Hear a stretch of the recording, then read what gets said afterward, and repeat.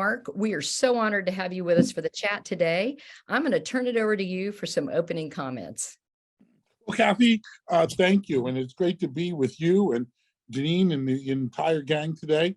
Looking forward to a brief overview. I won't talk at everyone, but I certainly want to give an overview and then love to have a really robust discussion.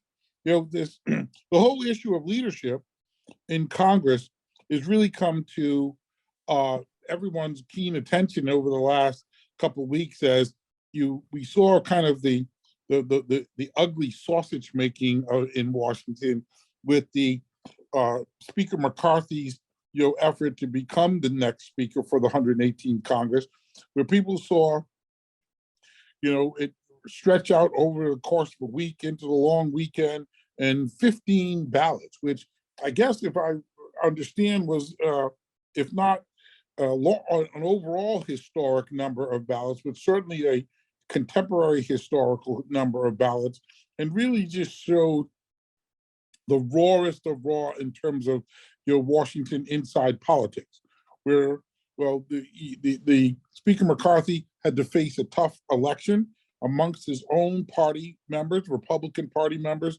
because for a variety of reasons, and it played out, in today's coverage of politics live on CNN and MSNBC and the evening, the national networks, and really exposed everyone in America to a full understanding about the contentiousness of Washington. And I thought it's a great civic lesson for everyone to understand, how Washington operates. It was the good and the bad and the ugly, but it was certainly the truest, purest form of democracy, where over the course of the week, you had shifting alliances. You had, there was a kind of a steady group of 20 members who were vehemently opposed to McCarthy ascending to the speakership for a variety of reasons, some on their own personal agendas, some because of substantive concerns, some because they had their own political ambitions, but they all came to play. But it did show that over the course of time, democracy does work, because while it did take a while, in the end, we were able to elect a speaker who is now the leader of the House, the leader of Republicans in the House, and it will be the next person to be the highest member of the House of Representatives leadership, and the person who's third in line to the President of the United States. So it really is a great civics lesson in understanding how American politics was contemplated to work by our Constitution. I'll say the reason why, and we'll talk about all the various dynamics of the leadership in both houses in a moment. The reason why the speaker is so important is because it does control the gavel, if you will, in the House of Representatives.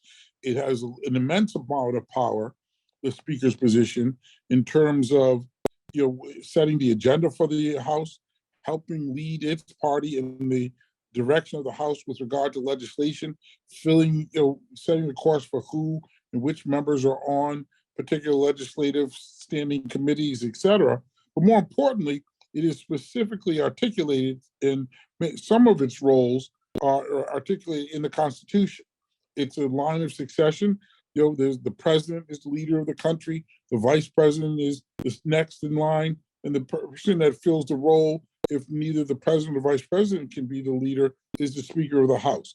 So it takes on a great importance beyond the legislative duties, because it is in the first in line, outside the president and the vice president, to be the overall leader of the country.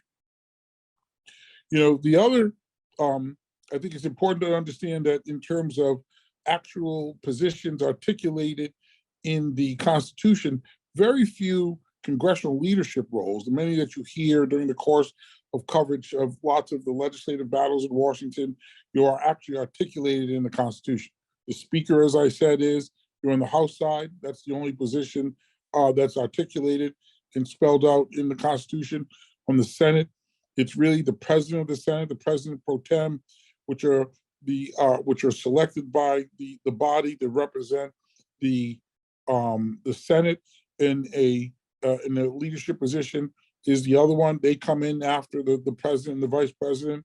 The President Pro Tem falls in line of succession after the speaker in case something happens to the president or the vice president.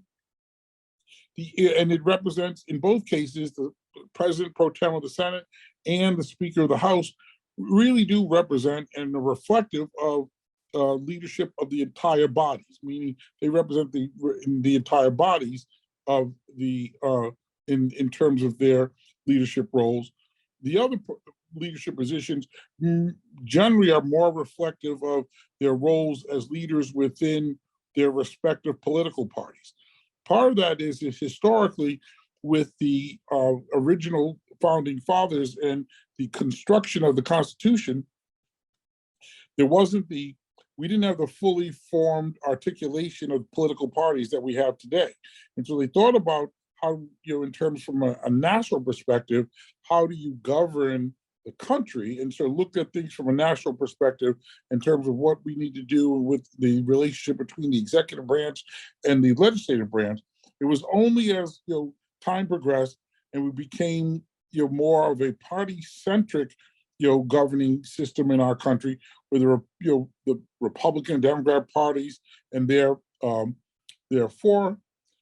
predecessors established different forms of the two-party system, such that we decided that each side in the two-party system would have their own internal leadership. You have very analogous representatives on both sides of the Capitol positions. In both the House and the Senate, you have majority leader and minority leader, meaning for each caucus or conference, Republicans refer to their collective body of members as a conference, and the Democrats refer to their collective body of all their members as a caucus, and that each one of them elects leadership that reflects their values and organizes them as they proceed in the legislative session. So each side has a majority, a leader. We refer to as a majority or a minority leader in each case. Each side has a whip, majority whip, minority whip.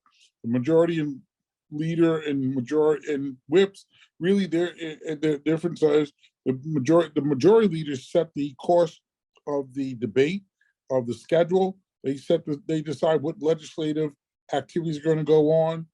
The minority leaders tend to be the reactive force to that majority leader, organize the messaging and counter messaging and counter legislative activity to whatever the majority suggests. The whips in both sides of the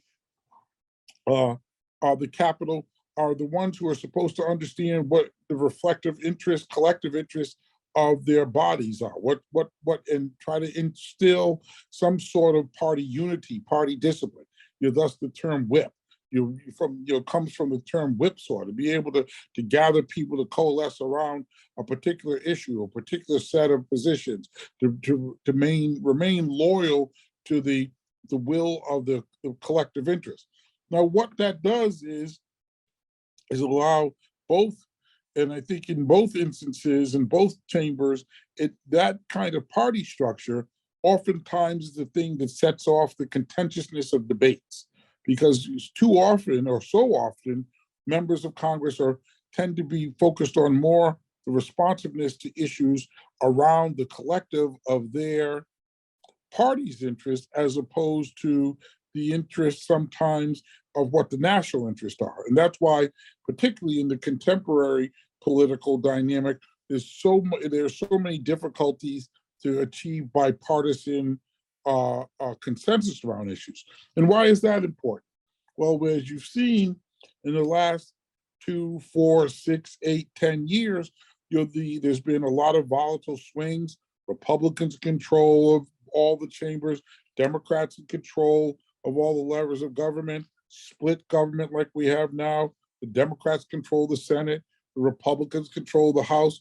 The only way that you can gather the consensus you need for legislation to pass and to be signed into law is if you're able to achieve bipartisan consensus. Well, that becomes very difficult when so much time and energy is focused on what my party beliefs are, as opposed to what is in the collective best interest of the the entire country. And that is one of the things that was really, if you go back to the historical origins of the country, both in the Federalist Papers and then in the Constitution, one of the things that our founding fathers were always so very, concerned about was the rise of what's called factionalism, where each group would worry more about their little subgroup as opposed to the collective interest. And one of the things that our system of government tries to do is to forge consensus, to not have volatile swings of control that create volatile swings of government policy. But we see every day that kind of three levels system of government, the federal, the executive, and the judiciary, and the legislative, sometimes creates slow moving government. And it's particularly exacerbated when you've got such focus on party ideology as opposed to national unity.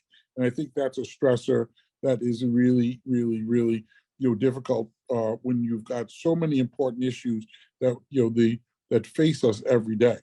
You'll see this over in the coming weeks and days ahead when this split government, again, with a Republican Congress, a House, I should say, and a Democrat Senate, have to face things like what to do about federal spending, what to do about the growing deficit, what to do about we've reached, the Treasury Department just articulated very recently that we've already reached our spending limit in terms of debt, in terms of the federal government's debt, and we need to have authorization, and there needs to be legislation passed to extend our debt limit, almost to extend our credit card balance.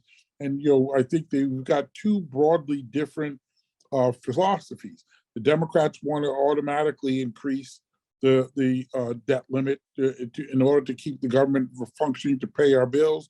Republicans want to do that reluctantly, but to connect it with reduction of spending because they have a growing concern about the spiraling national debt and a real view that we shouldn't extend more credit until we have got our spending in order and reduce the debt that we've already accumulated.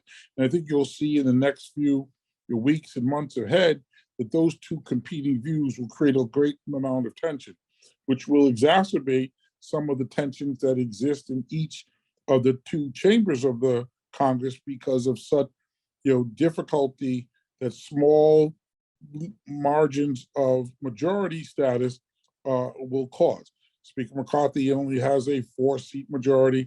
There's only a 1-seat majority for Leader Schumer, the leader of the Democrats in the Senate. And so keeping, going back to that party unity, you could see in the next few weeks and months ahead some amount of tension where members of Congress are conflicted. Do I stick with my party and deal and respond to the questions around spending and debt limit increases around party unity, or do I think about what the broader implications are and maybe call forward some bipartisan consensus so we can move beyond the party infighting and get to a common solution? I think what you'll see, beyond that is over the course of the next few months, you'll see new people, you will have seen new people in the Congress, which will, in the House, I should say, which will actually, test the new Republican leadership in the House of Representatives. Speaker McCarthy, while he's been in leadership for quite some time, has obviously never been Speaker. He's following up after Nancy Pelosi had been Speaker, on and off for quite, on the Democrat side for a number of years, who had kind of been battle tested and, kind of understood how to forge consensus within her caucus in order to achieve solidarity and, create legislative battles. I think with his such narrow majority, Speaker McCarthy is going to have to learn the best way to lead his troops in order to be able to answer some of the difficult questions around those issues we just spoke about, debt ceiling, spending, etc. I think the other leadership positions in the House all have relatively new people as well.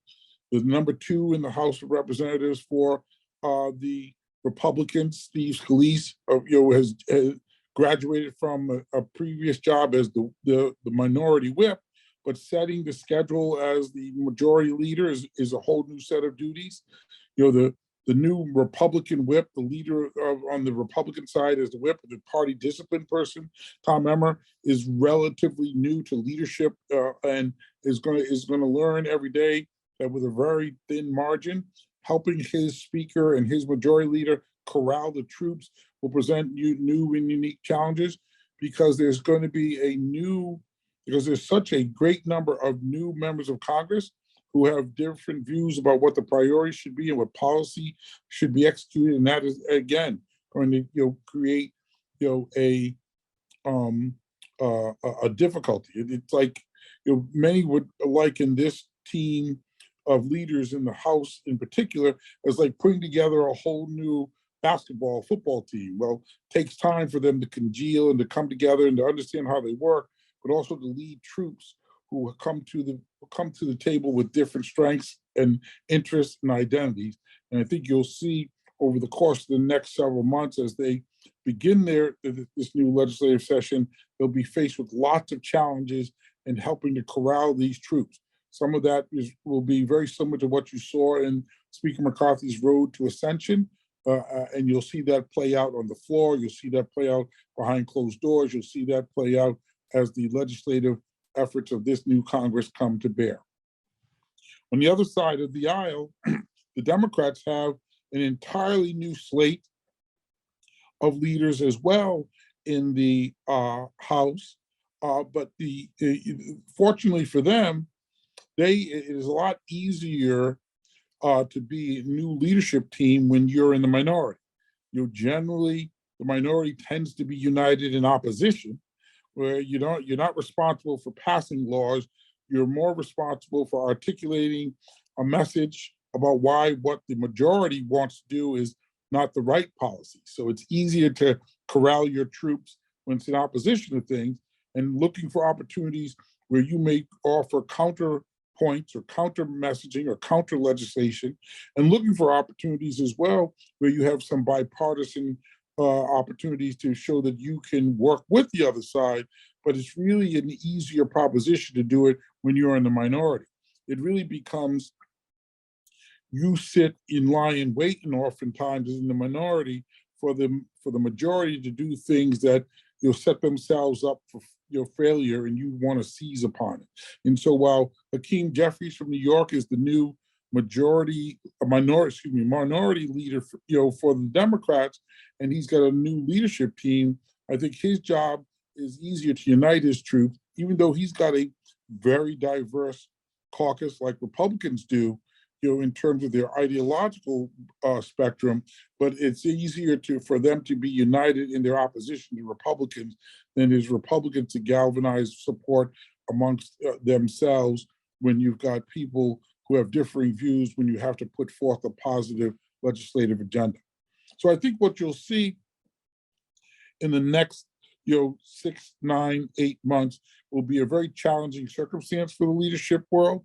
And I think it's really borne out in the fact that these are close majorities in the House in particular, with a relatively new growing cohort of members who want to come to Washington and bring about significant change to what the landscape is in front of them, really question about the role of the federal government, and want to really recast what has happened over the last 2, 4, 6 years.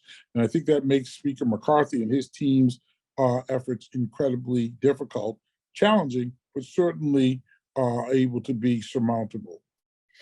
Well, Mark, that was a great summary. Thank you so much. And, one thing I never thought about is what you pointed out, that are the constitutional roles. The Speaker of the House and the President Pro Tem of the Senate represent the entire body, and the rest of the leadership roles really are party leadership roles, party-oriented leadership roles. That's a really interesting way to think about it. But I know, Janine, you've got great questions. You probably want to jump in with a few questions, and then we'll turn it over to the rest of our panel. Thanks, Kathy. Marc Lampkin, that was terrific. And I love the way you created analogies such as a football team and made it applicable to what's going on today. That's sort of my forte, and I really love to do that. So I appreciate it very much. There's a lot to unpack here, and everybody wants to ask questions, and I can't hog the entire session. But I just want to throw out a couple of things that I heard and then kind of delve in for the students, maybe kind of to say again some of the things that you said. As I'm listening to, I'm just going to go through some comments first, but as I'm listening to what you were saying, it really, when you talk about the succession of who would become president, and that the third in line for the presidency is in the House, it's really interesting. The Speaker of the House, it's really interesting. It's a good call for people to vote every 2 years for the House, because if you're just voting every 4 years for the president, you're potentially missing out on a very important third person in that House who might be the Speaker of the House and become the third presidency. So it's a good call for people to vote every 2 years because they're only in the House for 2 years. The other thing that I thought was you made a really good argument without I think even trying to, and I don't really know where I stand on this issue, but a lot of people want term limits. And it's interesting that they did, say 2 years, but you could be voted in again and again. But when you talk about how they have to learn what they're doing, you stress that a lot today. We have a new teams coming in. That is good because I think a lot of them are going to stand up for things. But it's also it's like, wow, it is good to have experienced people in the House who know what they're doing to turn over every 2 years and everybody has to learn again. That's a good argument against term limits, or at least if you're going to do term limits, to at least let people be there 3 or 4 times, 6 to 8 years, because it's nice to have some wisdom, which is what they do in the Senate. They don't empty out the Senate every 6 years; they do it in thirds, so you have some seniority there. I love the way you talked about the party system. Janine, I was just going to say on that last point, I couldn't agree more. Just from what I do, every day, all day work, I think you do see. I gave a speech earlier this morning to a client from a large association of a social service group, and and this is a community-based group that's pretty prominent, well known, and I stressed. And I can't remember what the number is, but the House has, I think there's some record number of members of Congress, members of the House that have been only in their first or second term. Just an unprecedented number. And I said, one of the things that they were going to do in their kind of grassroots day, I said, the thing that you've got to remember is that most of these members don't really know what you do. And I said, your first most important thing is walk in and define what you mean to their constituents back home, what the program does, why your expenditure is worthwhile, and how you set it apart against all the other expenditures. And I would say that goes for anything in government now, because there are so many new people and so many new members of the House who didn't come up they're not career politicians. They're truly people that have come to Washington because they want to change. And while that's very important, setting a baseline about what everyone, and that's both military programs, domestic spending programs, Social Security, Medicare, Medicaid, just giving them that understanding so they can make informed decisions, I think is very important, because we do have this. Mm-hmm. I don't know if I want to say we shouldn't have term limits, but I think we certainly need to make sure that our representatives are well educated about what they're voting on, because there is so many complexities in what Washington does. Mm-hmm. If you emptied it out every 2 years, you'd have quite the novice that's the third in line for presidency. And that's kind of scary if you think about it. Though I guess a lot of our presidents have never sometimes been in this politics either. Okay, and I liked what you talked about, and I echo what Kathy said about what's in the party's interest and what's in the national interest, and I want to kind of hone in on the Constitution a little bit with you. because I think that is fascinating. And George Washington was most against this faction, because he felt the national interest of America in general, the United States, would get lost with all this faction. And that's certainly what we're seeing. And we've learned in the past couple of episodes about how they had their desks on the House floor. They didn't have any offices, so they had to be on the House floor and they had to debate. And I just want to say that, and I'd be interested to hear your take on this, but I feel that this fear we have of having an open and honest debate on the House floor in a civic conversation sort of way is unfortunate, because I feel that when people are going in their back rooms and they're making the deals, or as you were talking about, the whips come in and whip up the vote, and before they even get to the floor, we're losing the national debate, and it's becoming more of a party-centric vote. And it's good for Americans to see a national debate. What are people, we teach classes how to have a civic conversation. What are people saying on both sides? It's kind of cool to hear that. And I wish we would do it more. I wish they didn't have offices and they all had to go back to the House floor for their desks. But, that's not going to happen. That's just a wish of mine. Okay, my question for you is, let's run through this again for the students online. It's the president. According to the Constitution, it's the president, the vice president, and then it's the House majority, the Speaker of the House. Yes. What after that, what is in the Constitution for succession? And I think what I learned from you today, and I just want you to, as we kind of go through this succession again, because it's very interesting, what's in the Constitution and what is to be done later? I take it from if I heard correctly, the Speaker of the Senate majority leader and the Senate minority leaders came later. That's not actually in the Constitution. And my specific question is, you were talking about the President Pro Tem. Can you explain which house that person's in? And I'm a little confused on that. Oh, sorry. So what's the succession according to the Constitution? And then what exactly is the President Pro Tem? So there's after 1, 2, 3, what's 4, 5, 6? For presidency? Well, succession, it's president, vice president, speaker, the president pro tem, and then I don't remember the exact order, but it's a historical order of the cabinet secretary. So after the Senate pro tem is the Secretary of State, then I believe it's the Secretary of Treasury, and it descends all the way down to the most recent cabinet secretary, the Homeland Security, and that. The presidential line of succession is more particularly defined by something called, and I'm going to get this wrong, the Presidential Succession Act, and that's laid out, in a part of the U.S. governing laws, not necessarily Constitution. The President Pro Tem is like the Speaker, but with different powers, is in the United States Senate, and is the person in the Senate who is elected to be the leader of the Senate, like the Speaker is elected to be the leader of the House. And unlike the party leadership, the majority leader, majority whip, the caucus and conference chairs, each party has those, which are just decided exclusively by their parties. The pro tem and the Speaker are elected by the entire body. Now, the elections are often decided by partisan divides.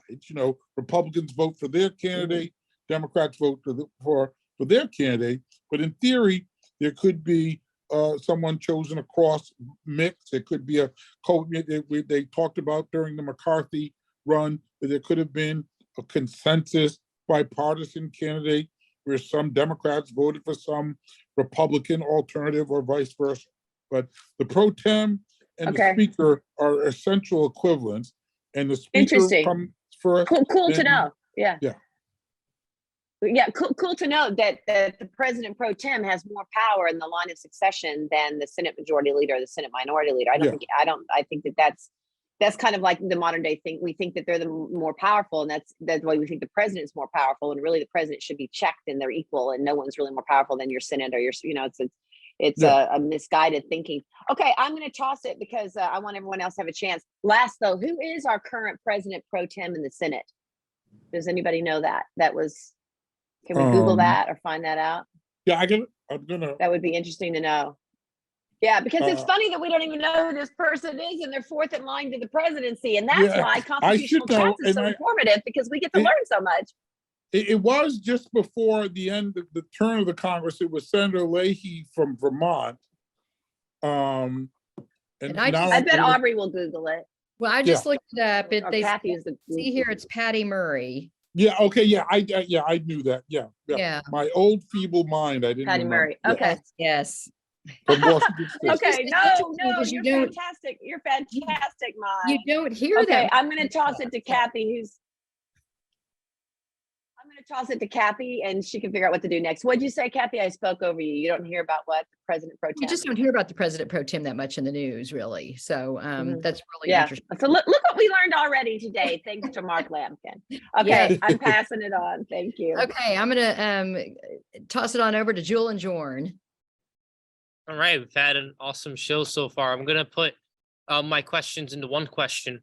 So instead of it being a clear question, it'll just be something you can answer, and then Jordan will get one in, and we'll try to keep it to about both of us to about like 5-ish minutes. Because I know there's a lot of audience questions, and Yashik has to ask questions too, just so that you're aware, Mark. We definitely could pick your brain for hours, though. So it's very interesting to see what's in the Constitution about our parties, about the way that the House and Senate are going to work versus the way that it's developed within the power of the party systems. A lot of what you talked about has been developed in this systems of how the House is going to operate. What I'm interested in, and Senate will operate, what I'm interested in is that within both, if there is a topic, let's say, of debate between in our government, it's going to be pushed into for and against, oftentimes based on that there is a two-party system. And then everything that you said about the way the whip and all of everything that these positions do then comes from that point. So we're going to get these votes together. We're going to, this side may be for it, this side may be against it. So what I'm wondering is that how would a third party or any other party have a seat at the table? Is it just amount of how many members in Congress would end up having, how many members they would have? Or because I know the word like Republican and Democrat aren't in the Constitution. Yeah. So how does it end up being these two parties that have all the power to control how the members are acting within the party? And I'm not talking about just the pressure on those members based on reelection, et cetera. Yeah, obviously, if we had, say, let's call it the Bull Moose Party, kind of emerged and came up and had a certain number of seats in either chamber, they would create very likely their own infrastructure where they had a leader and and a whip and things like that. That's certainly possible. Some would argue, you heard this speculation, during this past, around this McCarthy ascension, that Republicans kind of have like a coalition government right now. Like you've got traditional Republicans, I'll call them the Chamber of Commerce Republicans. Then you've got the Freedom Caucus, MAGA Republicans who are a little bit more populist and populist conservative than the Chamber of Commerce types, and that they kind of coalesce together, but they're really not purely aligned. And you saw that play out where a group of them were holding out their support because they wanted concessions in order to have a greater seat at the table. If you had a third party that was legitimately had won a number of seats, even though a minority, or not a plurality, I think you could have that same kind of, coalition building, almost like a parliamentary system, where they would, that group would become kind of the swing group, if you will, to decide who held the mantle. Because the one thing where a kind of a two-party system, or not articulated in the Constitution or fully contemplated, is that we pick one speaker, one leader, and so that's dividing the number of people by majority, and so ultimately it divides it into two. But you could be a number of individual smaller parties that coalesce in order to form that coalition to get to, there's 435 members of the House. What do you need the number to be to get to the leader of one person who's elected speaker? And that kind of builds off a quick question I want to slip in is, has there ever been a real push to alter the leaders' positions in the Congress? So has anyone ever really pushed to change those and had a good argument? I mean, not that, I didn't, when kind of preparing for this, I didn't see that. And I don't think so. It might have been historically. I know that over history, there have been different ways that we've elected representatives and we've elected people, directly or indirectly, in the Senate in particular, but I don't think there's been any change. I think a lot of the current manifestation of the, because there's been vacillations, and historians and political scientists take a look at this all the time, how much power the speaker has, how much power the speaker or the executive branch has. Lots of people say that the executive, has too much power, and that because the Congress doesn't exert enough power. So I think there's not been any contemporary examination about these roles because they still are historically relatively new, like what the role and power of the speaker and the majority leader. And we've got this historically intense, politically charged time. As much as we've always had parties, I think we are now at a time of, that is fresh in history where there is so much partisan divide and where there are so few instances where, even, starkly opposed people can come together to make, as I was referencing earlier, decisions that are really in the national interest, and that, but almost everything is a, as they say, a shirts and skins divide right now. That's why I think part of our questions, the background of the thinking was, how did we get to where we are? And because it is new and recent when you look at the history of the country and those positions. So thank you for that. And we're passing it on. Thank you. All right. Hello. Oh, yes. Yeah. Okay, perfect. Hello, Mr. Lampkin. It's so nice to meet you. I'm so excited. I could ask you questions for hours, but I will try to keep my questions brief. So first, I wanted to dive into why you believe what you think the significance is by there being a minority leader and a majority leader, and how do you think it truly helps further bipartisan efforts in the legislative process? Well, I think that, the significance is because they're the ones who, if you think about I'll take the House, the Speaker kind of oversees the entirety, is many respects is supposed to be a little bit neutral, like I said, more in the national interest. The majority leader is the organizer of the legislative calendar, decides when they're here, when they're not here. So there's some utility for that role, right? Who's going to turn the page? And it's similar in the Senate. Senator Schumer gets to open up floor debates, gets to say, bring up what bill, things like that. That as an organizational matter, I think that's a very strong complementary thing. I think, the minority leader, well, if you think about it, and there being a little bit of a counterbalance, I think makes sense, right? Okay, they're against the majority leaders, a counterbalance, that makes sense because you're having a debate and you want to have both sides, and I think that's fair. I think where things go off the rails, if you will, is where those roles become so institutionally at odds with each other. Both sides hold their leaders captive to their ideological extremes.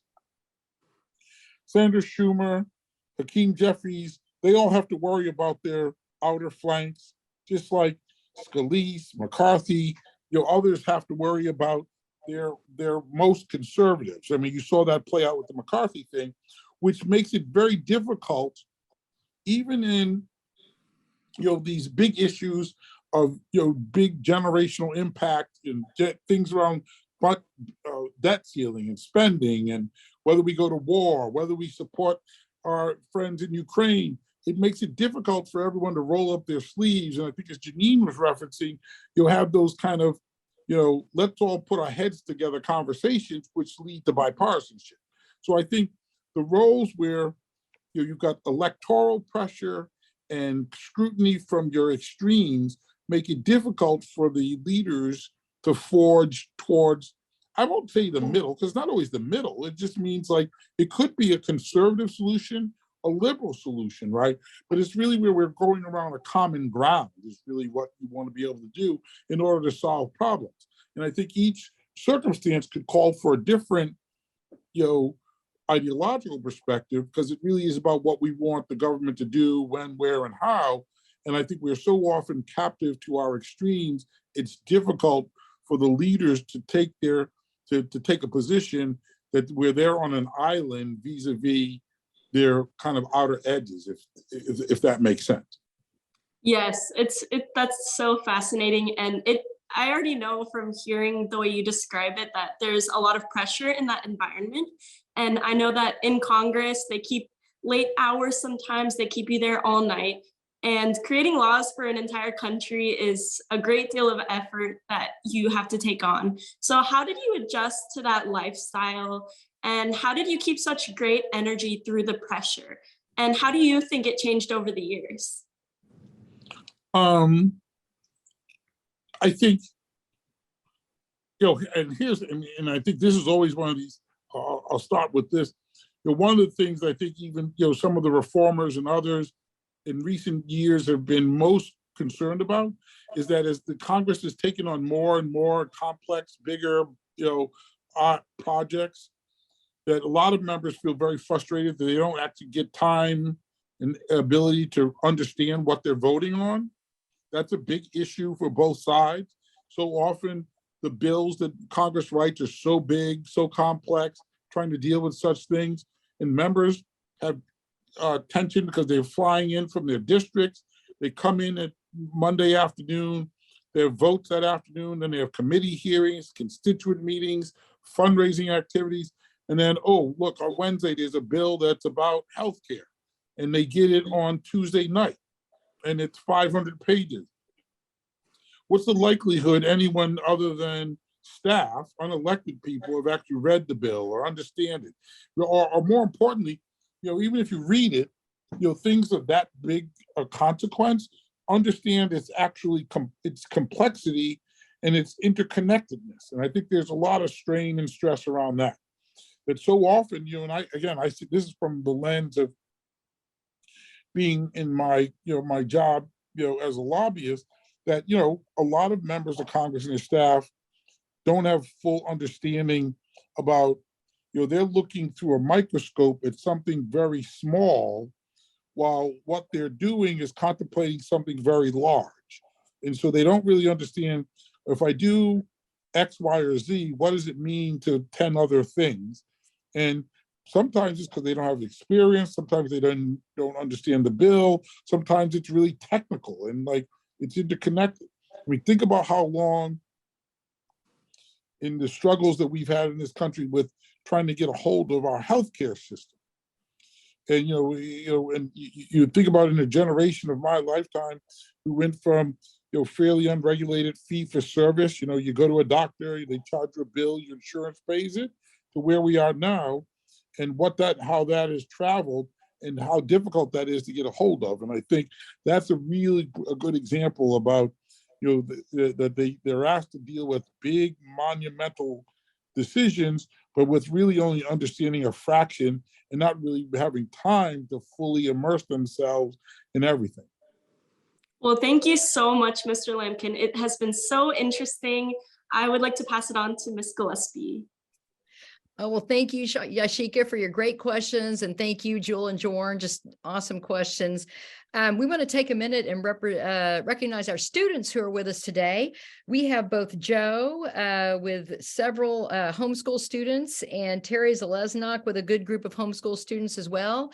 And if you're a student or a teacher with a classroom watching, please message us in the Q&A and we'll give you a shout out as well. Now, Mark, we've got some great audience questions, and I want to start with Robert Zimmerman, who asks, seems the majority whip might have quite a bit of power when it comes to the floor. Is that true? And then he elaborates, meaning the whip could whip up what he's most interested in. Have you seen that happen where whip, either party kind of follows maybe even their personal agenda? Yeah, well, certainly. I think all of the leadership positions, they all have specific roles, right? Duties, and usually they allocate them amongst each other. But I think, the power that they accumulate is really about their personality and how strong they are within the conference. So a whip who's got a very strong personality, who's effervescent and who's got lots of followers, could certainly impose their will, because if lots of people believe that they have great political strength, great policy, understanding, that people will follow their lead. And we've seen instances, frankly, where the majority whip had lots of power, and that became a center of power.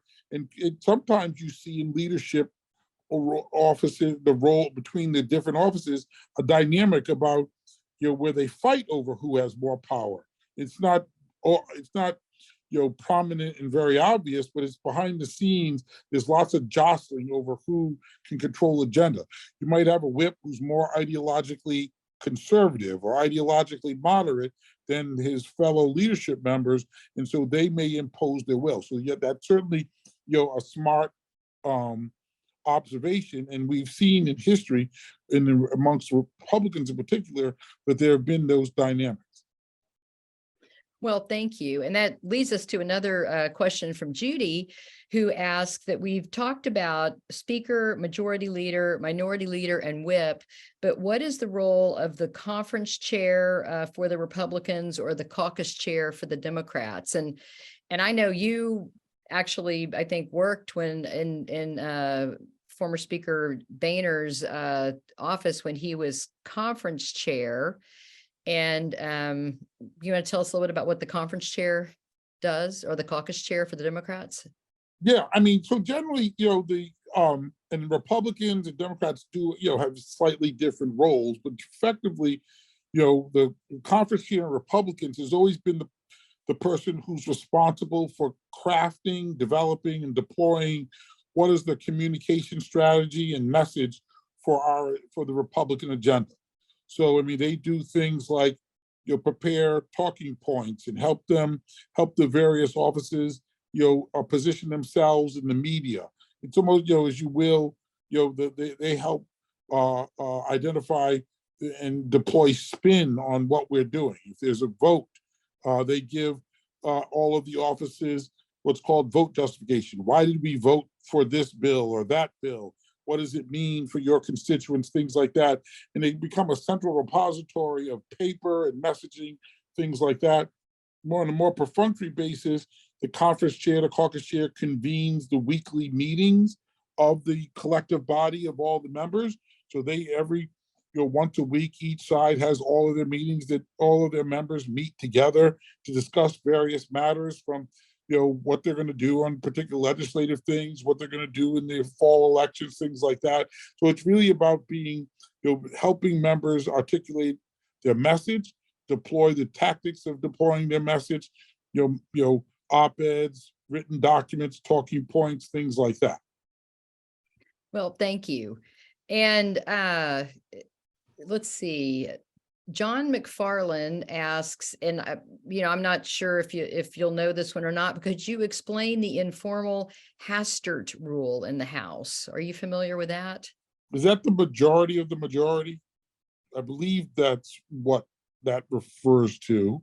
If I understand correctly, the Hastert rule was, and this is again one of those things about ideological strength, it was that you shouldn't, that Republicans, when Dennis Hastert from Illinois was the speaker, and you had a broad-based Republican conference, ideologically, I mean, the general rule was that you shouldn't bring a bill up to the floor for consideration that was not supported by a majority of the Republicans in the House. That's one of those things that some would argue, creates less of a bipartisan, mentality in the House, because it says that the dominant, number of Republicans has to approve of something before you move it and consider it. And so it makes it difficult that if you've got, even the greatest idea, but it's an inferior number of Republicans agree with it, and you might get support from Democrats, that you won't bring it up for consideration because the majority of Republicans don't support it. Well, thank you. And then finally, Janet asks, and we're actually talking about this next week, so this is a great question. What is the leadership's role in which members are assigned to which committees? Could you take us through that process, just what the leadership's power is on that, or which leaders are most active in committee assignments? So every Republicans, Democrats, House and Senate all do it slightly differently, but generally, both sides, both parties have, basically a steering committee. And I'll walk you through broadly in the House how they do it. There's a steering committee where the country is divided into regions, and each region selects someone to represent that region on the steering committee. Then the leadership has representation on this committee as well, and it's more weighted by leaders. So the speaker, if I remember correctly, has either 4 or 5 votes, the majority leader 3, the whip 2, the regional reps have 1, things in that way.